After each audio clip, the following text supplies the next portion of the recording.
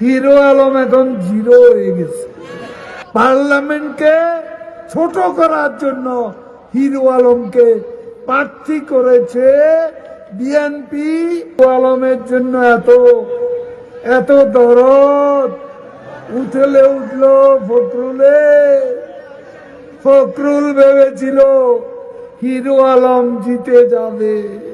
Hero Alam এখন zero হয়ে গেছে।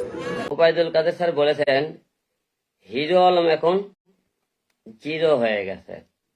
এটা ভুল বলেছেন। হিরোকে কেউ কোনোদিন জিরো বানাতে পারে না। হিরো হিরোই থাকে। কারণ আমাকে জিরো কেউ বানাতে পারেনি, পারবেও না। এটা আপনি ভুল বলেছেন। হিরো আলম হিরো আছে। হিরোকে যারা জিরো বানাতে এসেছে তারাই জিরো হয়েছে।